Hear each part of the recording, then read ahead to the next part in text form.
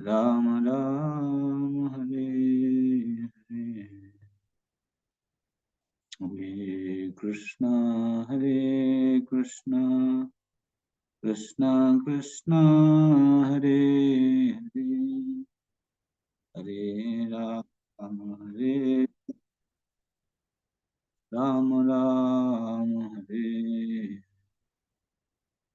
Hare Krishna Krishna Krishna Hare Hare Hare Rama Rama Rama Hare Hare.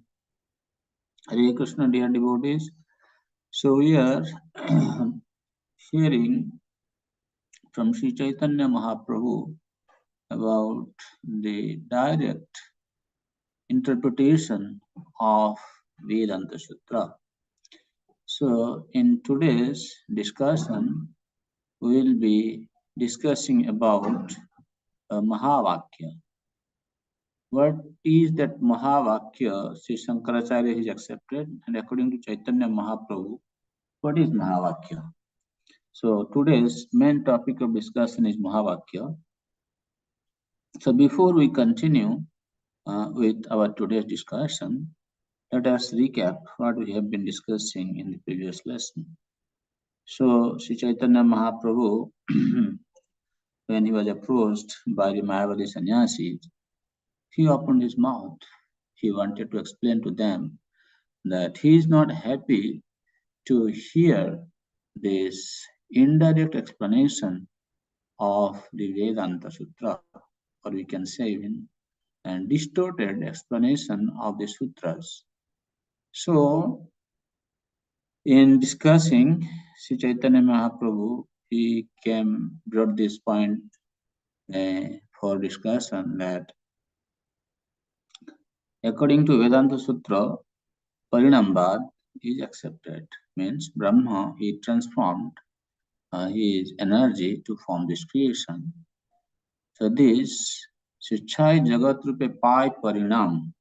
So Brahma, he transformed this cosmos. He manifested this cosmos. But Shankaracharya does not accept this. This Parinambad is not accepted by Shankaracharya. That's why he spoke about Vivartavad, which is an indirect interpretation.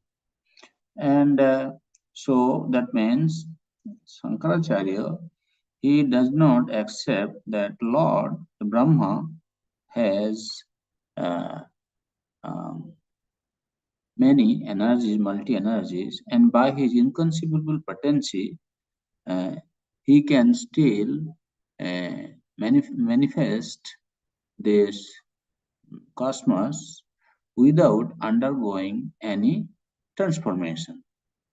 Uh, so that was not accepted by uh, Shankaracharya. Therefore, Chaitanya Mahaprabhu, until last verse, he established that Brahma can transform into this cosmos by his inconceivable potency. So, Ishwari Achintya Sakti Ithiki Vismaya. He gave an example, Prakrita Vastute, like Chintamani. If a touchstone has the ability to come in contact with iron and transform it into gold, then what is the difficulty to believe inconceivable potency of the personality of Godhead that by his uh, inconceivable potency he is able to transform this cosmos. So, having explained this Achintya Shakti of the personality of Godhead, now uh,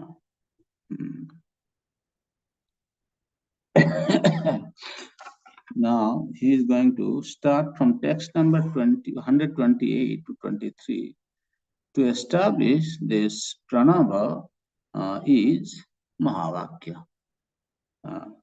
Om. Pranava means Om is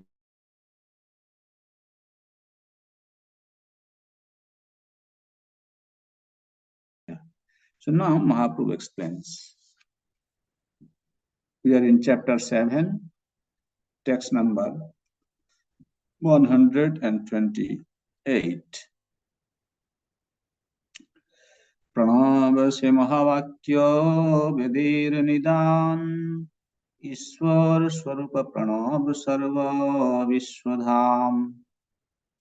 So Prabhupada has given a very long purport. I want to read because at least once in your devotional career you should read these explanations. These are very scholastic explanations.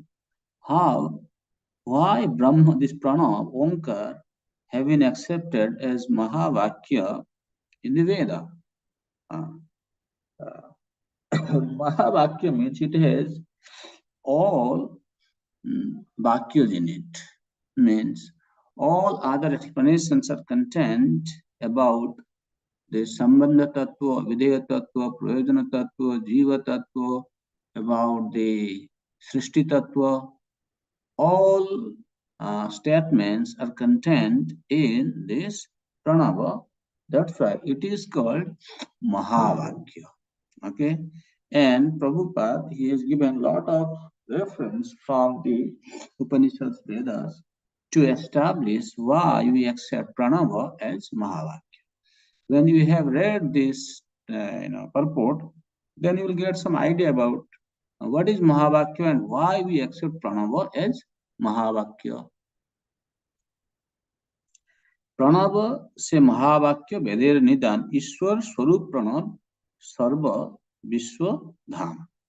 The Vedic sound vibration Amka, the principal word in the Vedic literature, is the basis of all Vedic vibrations. Means in the Veda, all these explanations, different sentences are in the English meaning of the Sanskrit word Vakya is called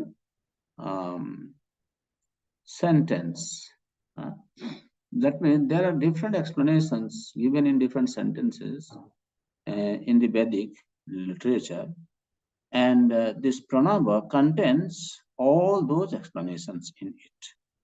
Therefore, one should accept Omkar as the sound representation of the Supreme Personality of Godhead and the reservoir of cosmic manifestation. Purport.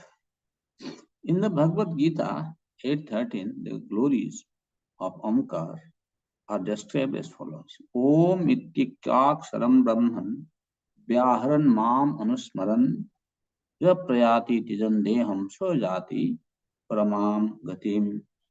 So Prabhupada start explaining from Bhagavad Gita what is when we accept Omkar Pranav as Mahavakya, what it means.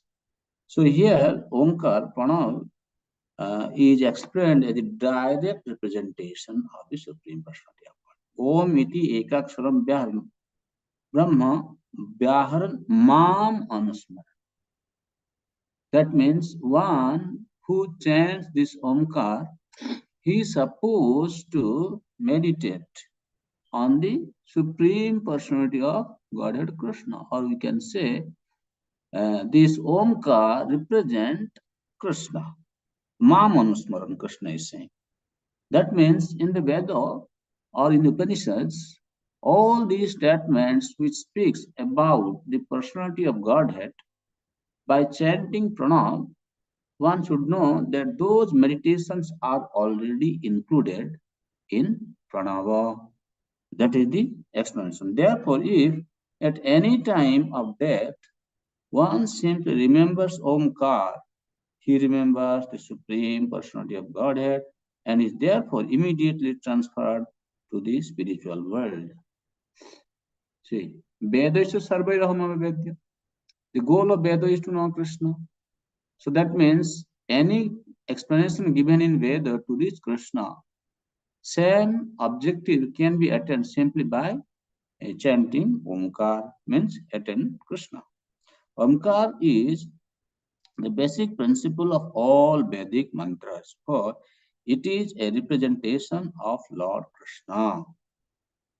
Understanding of whom is the ultimate goal of the Vedas. As stated in the Bhagavad Gita, Vedasya Sarvair Aham Eva Vaidyaha.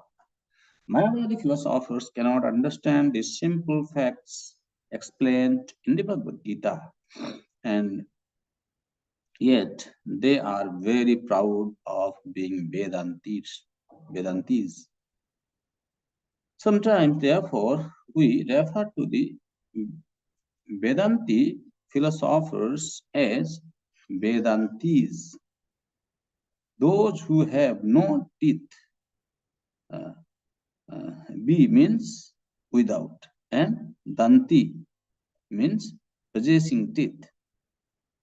The statements of the Sankara philosophy, which are the teeth of the Mayavadi philosophers, are always broken by the strong arguments of Vaishnava philosophers such as the great acharyas, especially Ramanujacharya, Sripad Ramanujacharya, and Madhvacharya, break the teeth of the Mayavadi philosophers, who can therefore be called Vedantis, toothless. Dantahin, no danta.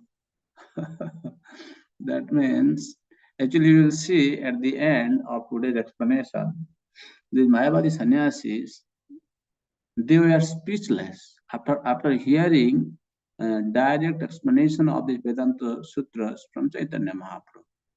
They said, definitely, we have no doubt about what you have just explained. But Sampradaya Anurudh, we belong to this Sampradaya, that's why to respect our tradition, we are just believing it, even though we know this is faulty. So that's why Prabhupada is saying they have got no danta to fight back with the Vaishnavas. The Manujacharya, Madhvacharya, they have broken their teeth to argue with the Vaishnavas. They cannot. As mentioned above, the transcendental vibration Amkar is explained in the Bhagavad Gita, chapter 8, verse 13. Om iti ekaksharam brahma vyaharan mamanusmaram japrayati jandeham sajati paramangatim. After being situated in this yoga practice and vibrating the sacred syllable Om, the supreme combination of letters, if one thinks of the Supreme Personality of Godhead and quits his body, he will certainly reach the spiritual planets. If one actually understands that Omkar is the sound representation of the Supreme Personality of Godhead, whether he chants Omkar or Hare Krishna mantra, the result is certainly the same. The transcendental vibration of Omkar is further explained in Bhagavad Gita, chapter 9, verse 17.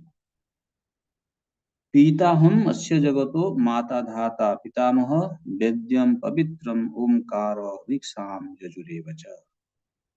I am the father of this universe, the mother, the support, and the grandson. I am the object of knowledge, the purifier, and syllable Om. I am also the Rig, the Sam, and the Yajurveda. So when Krishna says he is purifier, he is syllable Om, and he is Rig, Sam, Jaju, that means Om is equal to also this all these Vedas. Om is also supreme purifier. This is what need to be understood. Similarly, again in chapter 17, he says, Om Tatsad iti nirdesa brahmanastri vidhasmitaha brahmanastena vedascha yajñascha vihtapura. From the beginning of creation, the three syllables Om Tat Sat have been used to indicate the supreme absolute truth. They were uttered by Brahmanas while chanting Vedic hymns and during sacrifices for the satisfaction of the Supreme. Throughout all the Vedic literatures, the glories of Omkar are specifically mentioned. So you see, we are discussing about Om. Why? Because that we have accepted as Mahavakya. What is the meaning of Mahavakya? This is the explanation. And that he is representing Krishna, Supreme. It contains everything. All the Vedas are in Omkar. All knowledge is there. And whatever yajna we perform, first we need to chant this Om. This Vedic mantra starts with Om, right?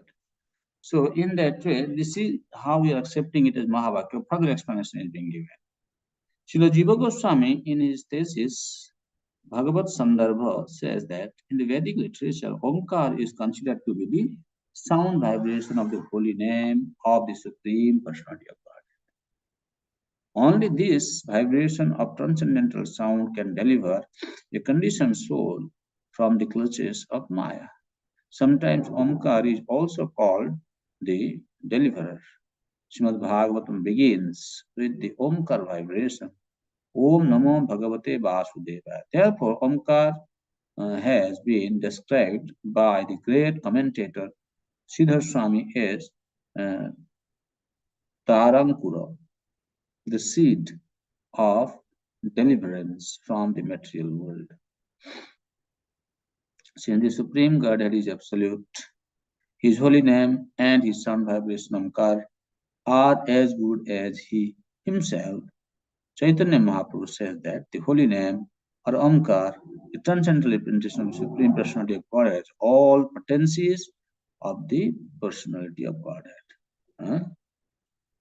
So, नाम नाम अकारी बहुधा निज सर्वशक्ति तत्रार्पित नियमित स्मरण.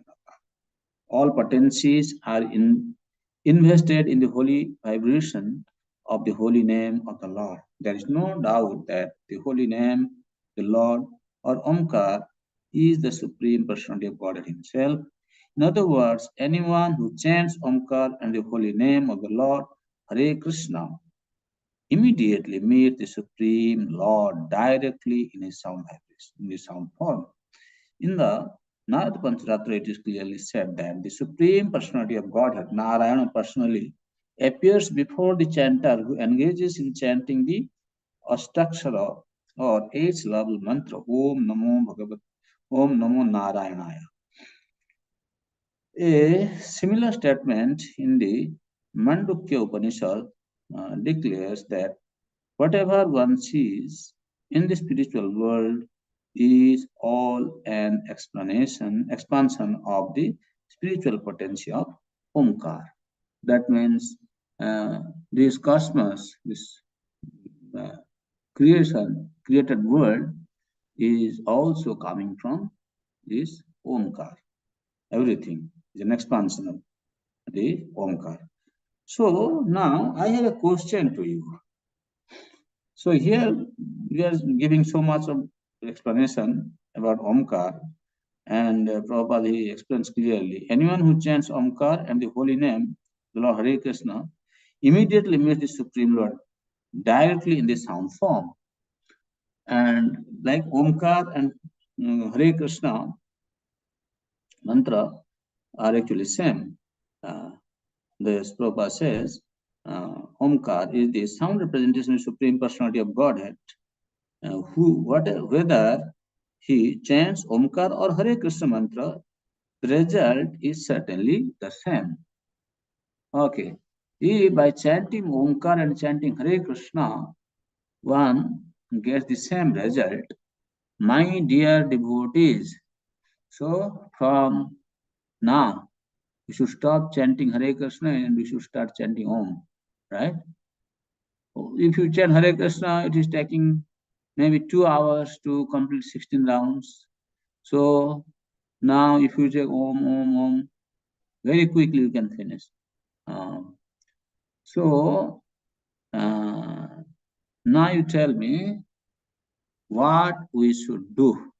Should we stop chanting Hare Krishna Mahamantra and start chanting Om from today? Because we have found in Chaitanya Caritamrta the explanation is whether he chants Omkar or Hare Krishna mantra, the result is certainly the same. My dear devotees, please share your views. Who wants to tell us? What do you think? Hare Krishna Hare Prabhu. Krishna. Donut Oh, Prana Prabhu. sorry. We have identified the secret, so we should stop chanting Hare Krishna Maha Mantra, start chanting. Yes, Mataji.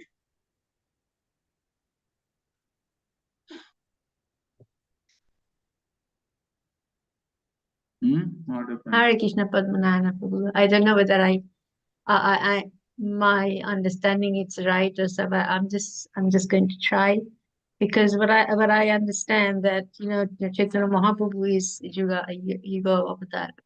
He has given us the holy name, which is Hare Krishna, Krishna Krishna, Hare Hare, Hare Ram, Ram Ram, Hare Hare.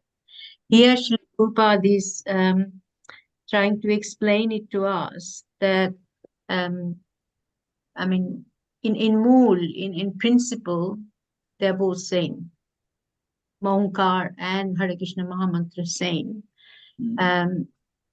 But because Chaitanya Mahaprabhu is the Yuga Avatar, so he's given us this, and this is the way he had delivered so many people and animals and everything. So the point is, that's why. Mahaprabhu has given this instruction.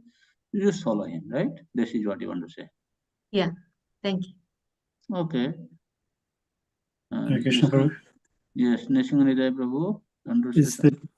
It's Shailesh Prabhu. Oh, Shailesh Prabhu. Okay.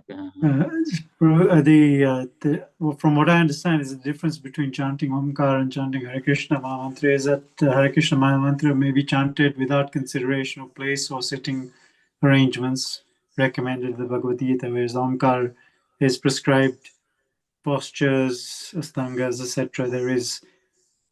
That's what I understood anyway. Okay, good. And it's from a different angle to see it. Nice. This is Vedic mantra, so you have to be pure, and we have to consider the time, the purity, time, place, and circumstance. Then you can chant. Okay, good. Nanande Prabhu. Yeah. Hare Krishna Prabhuji, Dandvat Pranam. So my understanding is that we are more in the servitorship, and we are Radha Anugami or Rupa Anugami. So when we are in the servitorship, we just don't need only the purificatory process, which is the Lord's name is the purificatory, but we are in a service mode, and that's why we are chanting the Hare Krishna, Krishna Krishna, Hare Hare, Ram Ram Ram Hare, because we want the servitorship, whether we are, and that is what the Chaitanya Mahaprabhu has given, that and in our disciplic successions, that we are Rupa Anugami. So we are more in not, we don't just want to be the purified or association, but we want to be more in the service of the Lord, and probably from this Mahamantra, this is what the essence we are getting. Okay. Suresh Prabhu, you want to add? Yeah, sorry. The other thing was that, of course, because we're as Prabhu just said, we're Rupanugas, we're in personal association, and we're effectively worshipping the personal form of Krishna. So Mahamantra has Krishna and Radharani's name, whereas the Omkar represents more the impersonal Virat Roop. Yes, those good. That's a very good point actually. So those who are attached to chanting Om, for them, the absolute truth in ultimate analysis is impersonal. Is impersonal. But here in Hare Krishna Mahamantra, you say Krishna, Hare. You refer to a person. So we immediately think of Radha and Krishna. But people, when they chant Hare Om, they don't think of Radha and Krishna, even though the result is same. So in that way, this is given by Chaitanya Mahaprabhu, this is our Acharya's recommendation, and this is the Mahamantra for this age of Kali. So we should chant. But at the same time, when we chant some Vedic mantra, maybe Gayatri mantra, So we chant Om, it's there also. And we understand that Om represents the Supreme Personality of Godhead. Uh, so we have a complete understanding. Bankim Govinda Prabhu. Hare Krishna Prabhu. But the definition of Om, yeah, I fully understand Prabhu what is it. In the definition of Om, A represents the Supreme Lord, Ma represents the energy of the Lord, and U represents the Jivatma. Is that understanding correct, Prabhu? So there also be are actually glorifying the Lord and the energy. Is it understanding correct, Prabhu? Yeah, this is one another explanation given by some acharyas. Om contains everything. That is our Vaishnava explanation. Okay, Om. So that living entity is there. See, Shankaracharya, he has ignored uh, Brahma when, like, what do you say? Athatu Brahma Jigyasa, the first sutra which speaks about Brahma, Brahma Tattva, he has ignored the Mukhya Artha. He has given emphasis on Gauna Artha. So in that way, our Acharya, like you say, oh, Umo, there are three components, but normally Mayavadis, they don't explain it in that way. When they chant Om, they mostly refer to the impersonal representation of the Supreme as a sound vibration. It doesn't have a form, it doesn't have quality, it doesn't have any energy, like that. They refer to that impersonal feature of the Brahman. Okay, bro. Thanks. Okay.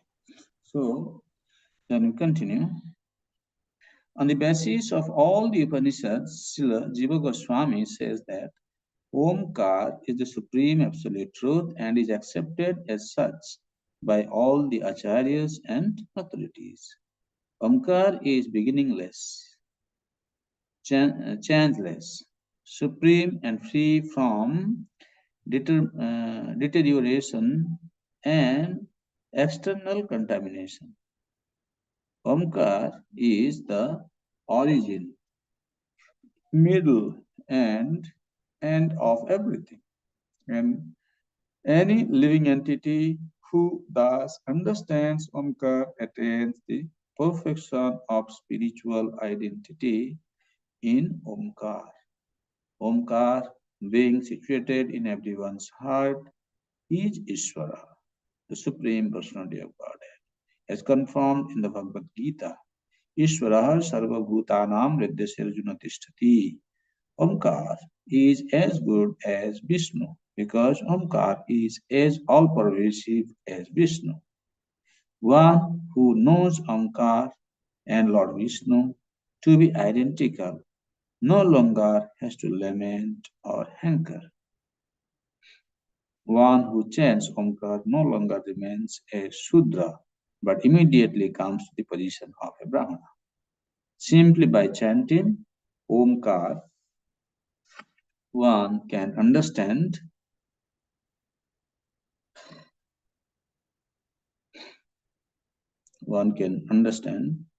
the whole creation to be one unit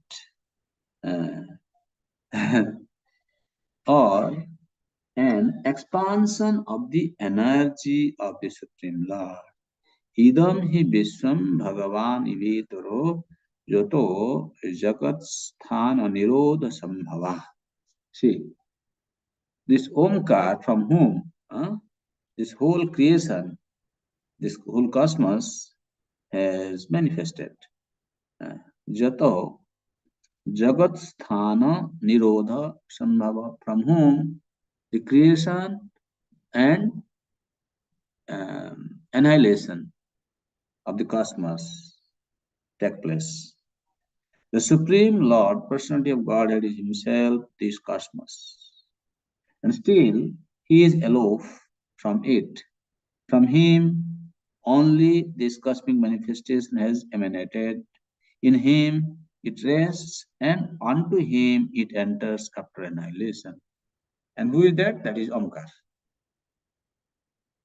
Although one who does not understand concludes otherwise, Srimad Bhagavatam states that the entire cosmic manifestation is but an expansion of the energy of the Supreme Lord. Realization of this is possible simply by chanting the holy name of the Lord, Omkar. Why we accept pranam? Omkar is Mahavakya. This is why we accept. Because from whom the cosmos is manifested, and after annihilation it enters into him, and he actually on in his energy this is sustained. So it's in that way he is the kind of soul entity in terms of creation, maintenance, and annihilation. That's why Omkar is Mahavakya. One should not, however, foolishly conclude that because the Supreme Personality of Godhead is omnipotent, we have manufactured a combination of letters O, U, and Ma to represent Him. Factually, a transcendental sound Omkar, although a combination of the three letters O, U, and Ma, has transcendental potency, and one who chants Omkar is very soon realize Omkar, the Lord Vishnu, to be non-different. Krishna declares Pranava Sarvabhutesh. I am the syllable Om in the Vedic mantras. One should therefore conclude that among the many incarnations of the Supreme Personality of Godhead, Omkar is the sound incarnation. All the Vedas accept this thesis. One should always remember that the holy name of the Lord and the Lord Himself are always identical.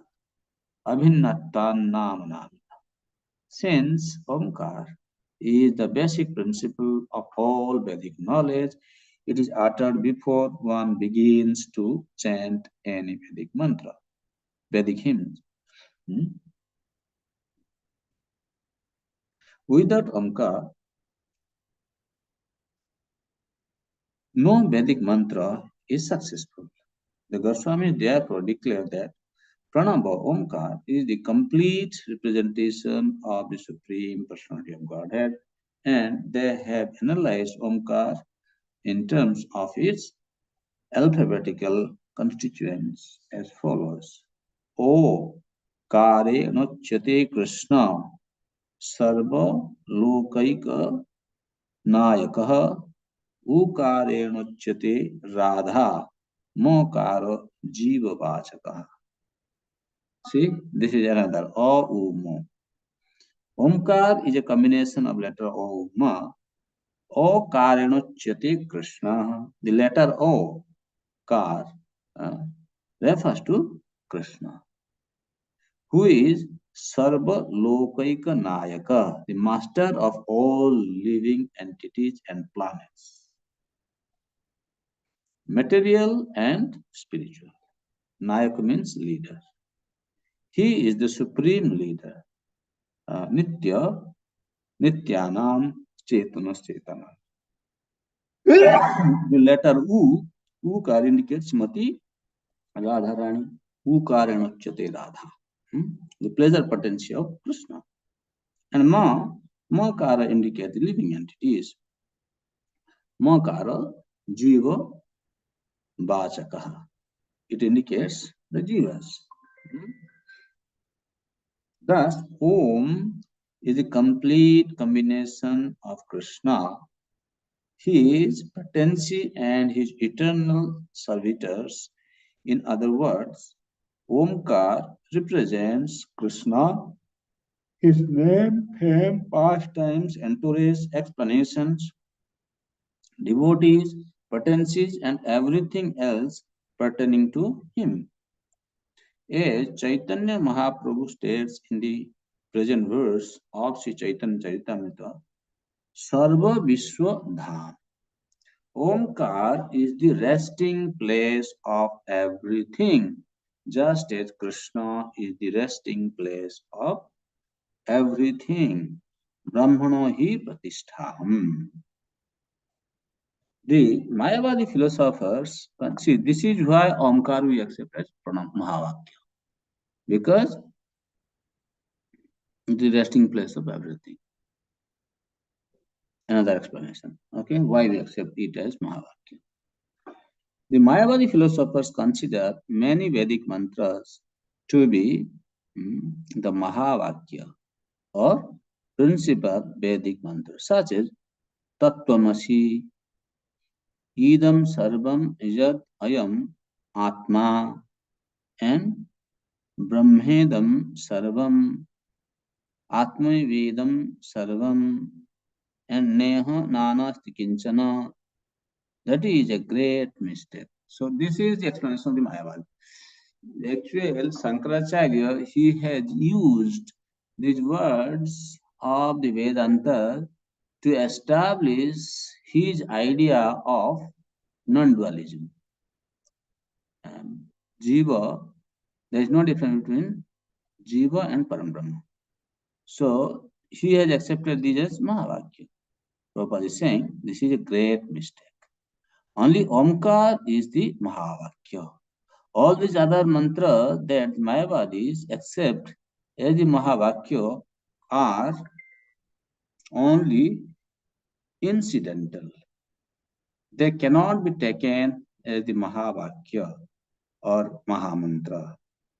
The mantra Tattvam Asi indicates only a particular understanding of the Vedas, unlike Omkar, which represents the full understanding of the Vedas. See, if we say they accept Tattvam Asi is Mahavakya, Prabhupada is saying the mantra Tattvam Asi indicates only a particular and a partial understanding.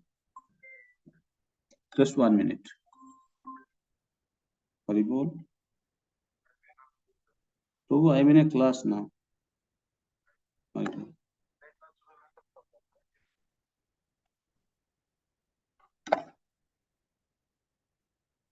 The mantra Tattvam Asi indicates only a partial understanding of the Vedas. What is that? Veda speaks about Sambandha Tattva, Avideya Tattva, and Prayojan Tattva. Here, Prabhupada is saying this Mahavakya, which Shankaracharya accepted Tattvamasi as Mahavakya, that we don't accept as Mahavakya, because Mahavakya has to explain all the explanations of the Veda. Like we are discussing, Pranava is discussing about Sambandha Vidya Prayojan Tattva. So here, only a portion, a partial understanding of the Vedas. That means, for example, what is the actual understanding of this Tattvamasi?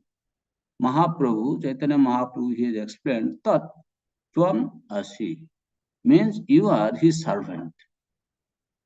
Jiva is a servant of the Param Brahma. The Brahma servant is Jiva. So that means there's a relationship established here, right? His servant, Jiva is servant, and Supreme Personality of Godhead must be served. So in that way, it gives a very little partial explanation about Sambandha, but not full understanding.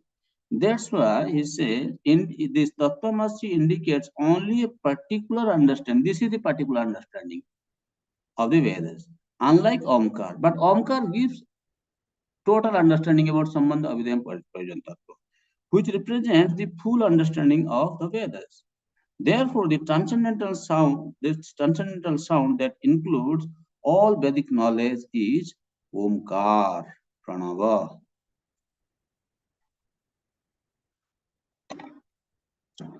Aside from Omkar, none of the words uttered by the followers of the Shankaracharya can be considered the Mahavakya. They are merely passing remarks. Shankaracharya, however, has never stressed chanting of the Mahavakya Omkar. He has accepted only Tattvamasi as the Mahavakya. Imagining the living entity to be God, he has misrepresented all the mantras of the Vedanta Sutra the motive of proving that there is no separate existence of the living entities and the supreme absolute truth. They are one. So he wants to establish this Advaitavad Siddhanta. That's why he has taken this mantra Tattvam Asi as the vehicle to justify his understanding, or to you what he wanted to prove. He's taking the help of this Tattvamasi word to establish his desire. Mm. So here's imagine living entity and God are identical. This is similar to the politicians' attempt to prove non-violence from the Bhagavad Gita. Okay. So this is similar to the politicians' attempt to prove non-violence from the Bhagavad Gita. Krishna is violent to demons, and to attempt to prove that Krishna is not violent is ultimately to deny Krishna. As such, explanations of the Bhagavad Gita are absurd. So also is Shankaracharya's explanation of the Vedanta Sutra. And no sane and reasonable man will accept it. At present, however, the Vedanta Sutra is misrepresented not only by the so-called Vedantis, but also by other unscrupulous persons who are so degraded that they even recommend that sannyasis eat meat, fish, and eggs. There's a particular group in India. They are sannyasis, they eat all these things. In this way, so-called followers of Sankara, the impersonalist Mayavadis, are sinking lower and lower. How can these degraded men explain the Vedanta Sutra, which is the essence of all Vedic literature? In Buddhist, those who are followers of the Buddha philosophy, some of their followers, they are strict vegetarians. They don't eat all these non-veg items. And whereas some others who are also followers of the Buddha, they eat. So even in their cult, some sannyasi they eat, some sannyasi they don't eat. There are some other Prabhupada referring to some mission. They are sannyasi, they eat all these things. Prabhupada is saying, how can they explain Vedanta Sutra? They cannot. Lord Sri Chaitanya Mahaprabhu has declared, Mayavadi Bhashya Sunila Hoy Sarvanas. Anyone who hears commentary on the Vedanta Sutra from the Mayavad school is completely doomed. As explained in the Bhagavad Gita 15:15, Vedesya Sarvair Aham Eva Vedya. All Vedic literature aims at understanding Krishna. Mayavad philosophy, however, has deviated everyone from Krishna. Therefore, there is a great need for the Krishna consciousness movement all over the world to save the world from degradation. Very, very, very, very powerful statement. We have proper explanation of the Vedanta Sutra. So when we speak Bhagavad Gita philosophy, Bhagavatam philosophy, or any Chaitanya Charitamrta, we understand where it starts and what it is targeted to. There is no scope of giving any concoctive interpretation on the statement. Because we have a kind of chain of disciplic succession, that knowledge is flowing, and we know where it starts and where it is ends. Therefore, Prabhupada is saying that it is to all over the world, we have to save the people of this whole world from degrading situation which have been created by the philosophy of Shankaracharya. Every intelligent and sane man must abandon the philosophical explanation of the Mayavadis and accept the explanation of Vaishnavacharyas. One should read Bhagavad Gita as it is to try to understand the real purpose of the Veda. Huh? So you have to read Bhagavad Gita philosophy to understand the purport of the Vedas. Any comment? Did you understand why we accept this Pranava as Mahavakya?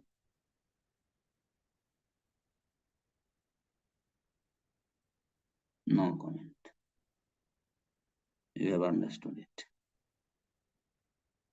Sarvasra Ishwarer Pranava Uddesa Tattvamasi Vakya Hoy Veder Ekodesh. This Ekodesh is explained in the previous purport as I was referring to. The mantra Tattvamasi indicates only a partial understanding of the Vedas, unlike Omkar. The sambandha between Jiva and Ishvara, servant and the master relationship.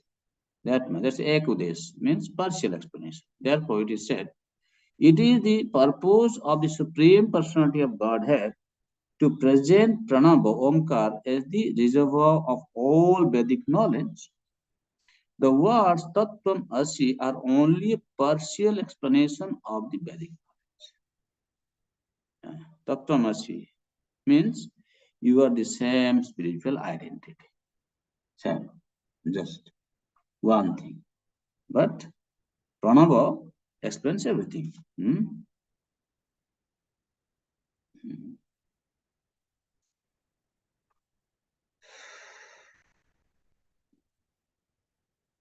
So that means by using this word Tattvamasi, Shankaracharya wanted to establish the identical position of Jiva and Brahma is defeated. Pranavam Mahavakyatah Kari Achhadan Mahavakye Kari Tattvamasir Sthapan. Pranav, Omkar is Mahavakya in the Vedas. Shankaracharya's followers cover this to stress without authority the mantra Tattvam Asi. The Mayavadi philosophers stress the statements Tattvam Asi, Soham, etc., but they do not stress the real Mahamantra, Pranava, Omkar. Therefore, because they misrepresent Vedic knowledge, they are the greatest offenders to the lotus feet of the Lord. Chaitanya Mahaprabhu says clearly, Mayavadi Krishna Aparadhi. Mayavadi philosophers are the greatest offenders to Lord Krishna. Lord Krishna declares, Tanaham Dishatak Puran Samsareshu Naradhaman Thipamya Jasrama Subansam Asurishu Vajanishu. Those who are envious and mischievous, who are the lowest among mankind, I perpetually cast into the ocean of material existence into various demoniac species of life. Life in demoniac species awaits the Mayavadi philosophers after death because they are envious of Krishna. And Krishna says in Bhagavad Gita, Manmanabhava Madbhakta Majjajimam Namastu.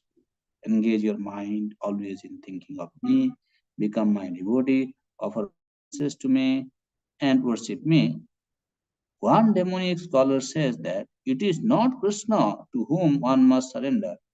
This scholar is already suffering in this life, and he will have to suffer again in the next if in this life he does not complete his prescribed suffering. One should be very careful not to be envious of the Supreme Personality of Godhead. In the next verse, therefore, Sri Chaitanya Mahaprabhu clearly states the purpose of the Vedas. So with text number 130, Chaitanya Mahaprabhu completes the explanation of Pranava as Mahavakya, which Shankaracharya denies. And Shankaracharya wanted to establish Tattvamasi as Mahavakya, which is a misinterpretation of the Vedanta Sutra. सर्ववेद सूत्रे करे कृष्णेर अभिधान मुख्य वृत्ति छाड़ी कैल लक्षणा व्याख्यान. This lakshana vritti and abhidha vritti we have explained that. Abhidha vritti means this main interpretation. Sarvo Veda Sutre Kare Krishner Abhidha. Vedashcha Sarvair Ahamaya Vedya. All the Vedic statements are targeted to establish Krishna is the Supreme Personality of Godhead. But here, Shankaracharya, Mukhya Vritti Chari, he has ignored this main interpretation and Koila Lakshana Vyakhyan. He has given indirect interpretation. When indirect interpretation can be given? When there is no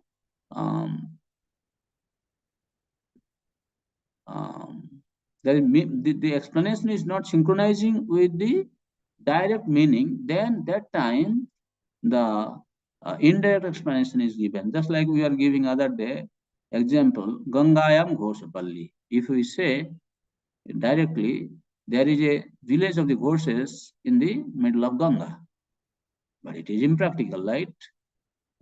No village can be established in the Ganga. So therefore, the Lakshana Vritti is Ghosapalli, the village of the horses are located on the bank of Ganga, related to Ganga. So in that way, that time this indirect explanation is required. But Shankaracharya, he has given indirect explanation to the Vedic statements which are self-evident truth. Vedic statements, the Vedanta Sutra, they are self-evident. They don't require any explanation. In all the Vedic sutras, the literature, it is Lord Krishna who is to be understood, but the followers of Shankaracharya have covered the real meaning of the Vedas with indirect explanation.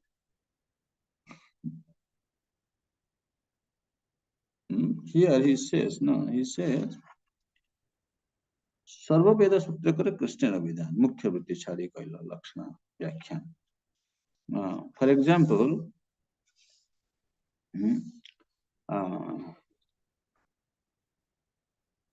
Athato Brahma Jigyasa, right? This first sutra in Vedanta Sutra is speaking about Brahma. And in Chaitanya Charitamrta, in this chapter, Mahaprabhu says, Brahma Sabde Mukhyarthe Kahe Bhagavan. So there are two explanations of this word Brahma. One is Mukhya Artha, another one is Gauna Artha.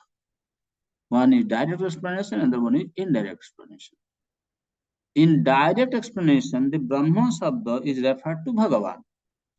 But Shankaracharya has taken indirect explanation, which is Gauna Artha, that means for him, he has taken Jiva, and which is identical with the Param Brahma, which is a totally misguided interpretation. Prabhupada gives a purport. It is said, Vede Ramayane Chaiva Purane Bharate Tatha Adavante cha madhye cha Hari Sarvatra Giyate. In the Vedic literature, including Ramayana, Purana, Mahabharata, from the very beginning, Ado, to the end, Antecha, as well as within the middle, Madhyecha, only Hari, the Supreme Personality of Godhead, is explained. So the point is, you see, literature which are studied outside of the Vedas, if these literatures are not targeted to bring one to the platform of understanding Supreme Personality of Godhead, then these literatures are not directly in syncing with the conclusive understanding of the Vedic statements. So that means those who follow those literature, then they are misdirected. They are not able to come to Krishna. So how can you accept they are authentic? Therefore, it is said, Vede Ramayana Chaya Purane Bharate Tatha. Even the Ramayana, Veda, Purana, Mahabharata, all these Vedic literature, they are actually speaking only one thing. Harihi Sarvatra Giyate. Supreme Personality of Godhead is taught about or discussed or established uh, everywhere. But any literature which is not establishing Supreme Lord, then that is not bona fide, that is not to be accepted. That's why the indirect explanation must be discarded. Nowadays, you can see there are so many, so-called spiritual organizations springing up in India, and they also read all these Vedic literatures, and they don't become Krishna's devotee. They are actually puzzled. They are confused. But here, therefore, Prabhupada is giving this reference. Uh, they are in the beginning, in the middle, in the end, everywhere. They are only speaking about the Supreme Personality of God. स्वतः प्रमाण वेद प्रमाण शिरोमणि लक्षणा करिले स्वतः प्रमाणतः हमें. The self-evident Vedic literatures are the highest evidence of all. But if these literatures are interpreted, their self-evident nature is lost. That means Veda and Vedantas, they don't require any interpretation. We quote Vedic evidence to support our statements, but if we interpret it according to our own judgment, the authority of the Vedic literature is rendered imperfect or useless. This is a very important statement that those who preach Krishna conscious philosophy, they have to be very, very careful about giving any interpretation. If by giving some interpretation, the authority of the Veda is lost, then that is a great injustice given to the Vedas. This is, you can say, an offense against the Veda. You know, Shruti Shastrasya Nindanam. This is one offense, right? This is actually Ninda. This is an offense. That all Vedic statements are targeted to serve a particular purpose. If the preacher interpret in a way which uh, that that is targeted to lose the authority of the Vedic statement, then that is an offense actually. Therefore, when you are giving explanation, you have to be very, very careful. In other words, by the interpreting the Vedic version, one minimizes the value of Vedic evidence. When one quotes from Vedic literature, it is understood that the quotations are authoritative. How can one bring the authority under his own control? That is a case of principes of star. That means we cannot do that. এই মতো প্রতিসূত্রে সহজার্থ ছাড়িয়া গৌণার্থ ব্যাখ্যা করে কল্পনা করিয়া. To prove their philosophy, the members of Mayavadi school have given up the real, easily understood meaning of the Vedic literature and introduced indirect meanings based on their imaginative powers. So they have given up direct explanation and they have given indirect explanation by their imaginative powers. Unfortunately, the Sankarite interpretation has covered almost the entire world. Therefore, there is a great need to present the original, easily understood, natural input of the Vedic literature. We have therefore begun by presenting Bhagavad Gita as it is, and we propose to present all the Vedic literature in terms of the direct meaning of its words. Very, very powerful statement. See? Nowadays, ISKCON is doing a lot of preaching all over the world. That means we require many strong preachers to kind of, explain this Bhagavad Gita Bhagavatam by following the direct meaning. Then whole world will understand Krishna. मते प्रतिसूत्रे करेन दूषण सुनी चमत्कार हईल सन्यासीर गण सकल सन्यासी कहे सुनह श्रीपाद तुम्हें जे खंडिले अर्थ एते एजेन एनो हे विषाद आचार्य कल्पित अर्थ यह सबे जाने संप्रदाय अनुरोधे तबुता माने मुख्यार्थ व्याख्या करो देखी तुम्हार बल मुख्यार्थे लगालो प्रभु सूत्र सकल बृहद वस्तु ब्रह्म कही श्री भगवान षड्विधैश्वर्य पूर्ण पर तत्वधाम. So here there's a Chaitanya Mahaprabhu, he explained,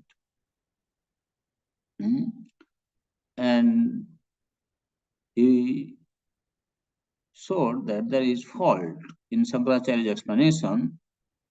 All the Mayavadi sannyasis were struck with wonder.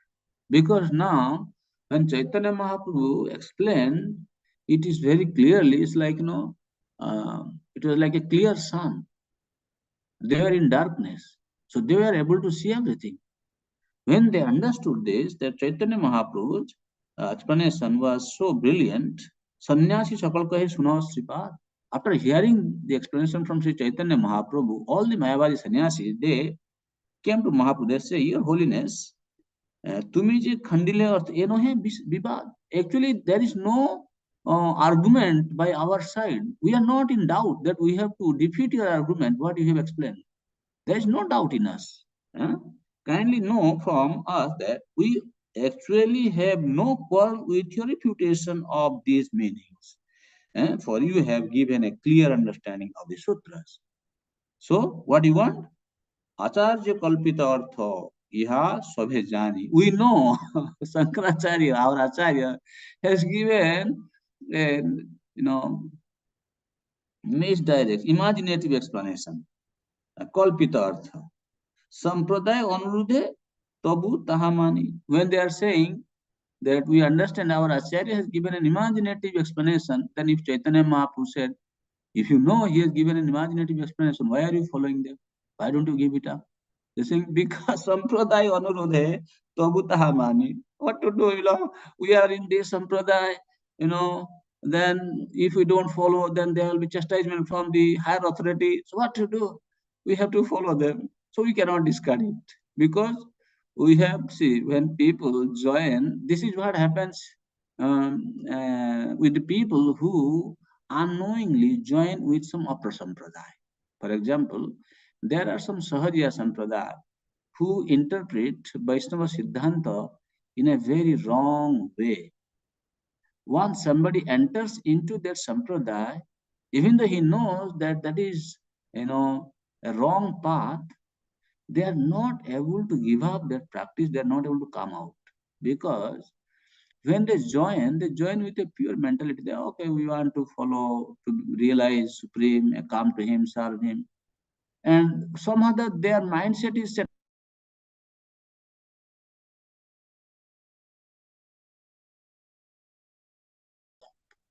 This is a very dangerous situation.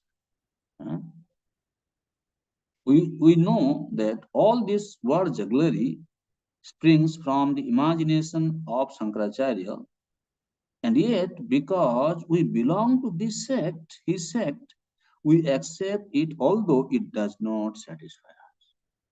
This is a problem. Sampradaya aniruddhe tabu tahamani. Mukhyartha vyakhya karo, dekhi tumhar bol. They say, okay, please explain other sutra. We want to hear from you. Then Mahaprabhu said, Mukhyarthe lagalo prabhu sutra sakal. Then Mahaprabhu started giving direct meaning of the sutras. बृहद वस्तु ब्रह्म कैसी भगवान षड्विध ऐश्वर्य पूर्ण परतत्व Mahaprabhu first explained about Brahman. First, what is that? Brahman, who is greater than the greatest, is the supreme personality of Godhead. He is full in six opulences, and therefore he is the reservoir of ultimate truth and absolute knowledge. Means he is Sachidananda Vigraha, that is his Swarup, and uh, he has all six opulences in full. His Shakti, his Swarup. He is Brihad Vastu. He is greater than the greatest. That is how Mahaprabhu explained. You cannot accept the explanation of Brahma as Jiva, which is not Brihad Vastu, which is not greater than the greatest. In Srimad Bhagavatam, it is said that the absolute truth is understood in three phases of realization: the impersonal Brahman, the localized Paramatma, and ultimately the Supreme Personality of Godhead. The impersonal Brahman and localized Paramatma and expansion of the potency of the Supreme Personality of Godhead, who is complete in six opulences, namely wealth, fame, strength, beauty, knowledge, and renunciation.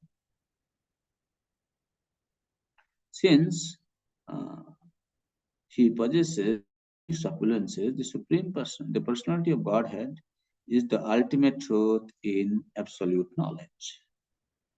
स्वरूप ऐश्वर्यतार नहीं माया गंध सकल वेदेर होय भगवान से संबंध.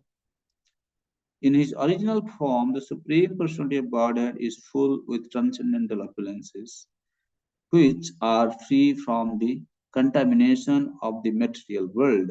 It is to be understood that in all Vedic literature, the Supreme Personality of Godhead is the ultimate goal. Krishna must be approached by studying all the Vedic literatures. So we'll conclude here. If you have any question or comment, we can look into it. We'll stop here.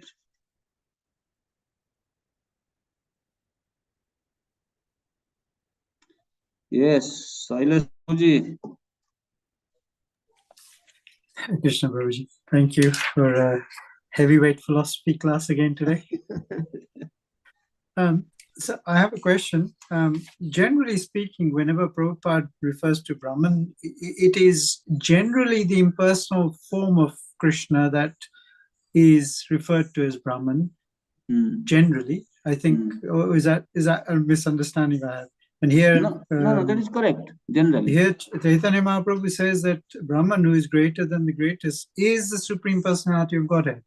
So it's a little bit of a I know it's the same one and the same, but he's referring to Brahman as the Supreme Personality of Godhead. Exactly. How should we understand that? See, natat samascha bhadikascha drishyate parasya shaktir vividhaiva suyate swabhavik jnana valakriyacha. So here, this is explained in terms of understanding the Brahma is referred to the Supreme Personality of Godhead. Athato Brahma Jigyasa, the first sutra, that is not referred to the impersonal understanding. Here, this Brahman is referred to the first sutra of the Vedanta Sutra, which is called Athato Brahma Jigyasa. Now we need to know about Brahman. And who is that Brahman? Greater than the greatest.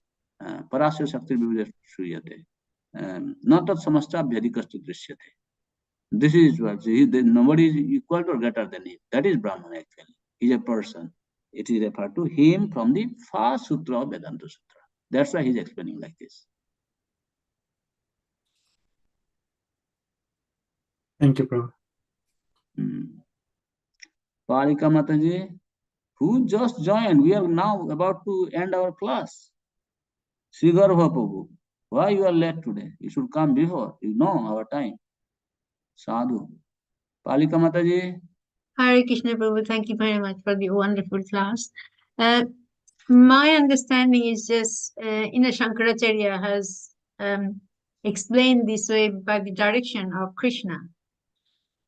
So how do I understand this? That now Mahaprabhu is coming and then he's kind of If making you them say understand. So you how do I understand? that's what I'm saying. You can say that Shankaracharya has given explanation in the direction of Krishna, but let us see the actual fact. Those who are followers of Shankara philosophy, how many of them actually they accept Krishna, the Supreme Personality of God, after reading his explanation of Vedanta Sutra? Huh? Not actually. He has actually misguided. He has, if you read the comment, you will see. Like today we say, Tattvamasi, you are him. That means when the Brahman is in Maya, he has forgotten about his identity. When he becomes free from Maya, he will become supreme. That is his explanation. But it is not. Jiva Brahma is a servant to the Param Brahma. This is the explanation of Tattvamasi. This Chaitanya Mahaprabhu explained, but his explanation is different. So therefore, we should not be confused about this Mayavad explanation. They are actually covered, Buddhism. Or is it just Krishna wanted this for people who are not really, so much sincere? No, and for there is them, a purpose behind why he explained like that, but we don't have to worry about that now. At least we know. okay, Yeah. okay. But then all these people, because I was listening to Shiva Maharaj, one of the explanation, one person was asking that, Veda is so powerful, and why is it now in a kind of a, the whole explanation is it's confusing the whole world. So then Shiva Maharaj explains that Srila Prabhupada always says that, the Hinduism is a culture, and Vaishnavism is a philosophy. So these are the things, but because other people didn't know, somebody should have sort of explained it to them that, look, Krishna is the Supreme Personality of Godhead. I think it's Krishna's arrangement, but he thinks you are not very sincere, and that's the way. At least they have somewhere. Don't worry about others. Now you know Krishna is the Supreme Personality of Godhead, and you just serve him. That's it. Rescue yourself. Thank you. Very bold. Hare Krishna. Those who want to wonder about this philosophy of Shankaracharya and they want to stay here, let them continue what they want to do. Why are you worried about that? Thank you. Hare Krishna. And if you have ability, then explain them what you have understood correctly. Bankim Prabhu. Hare Krishna, Prabhu. Prabhu, absolute truth can be realized in three phases of realization. So we say that all the three phases are the absolute truth, but then how to understand that other two phases does not have the six opulences, Prabhu? They are partial understanding, and the Sat feature, Sat and Chit feature. The understanding of Brahman is Sat feature of the absolute truth. Then Paramatma feature, understanding of Paramatma feature is Sat and Chit feature.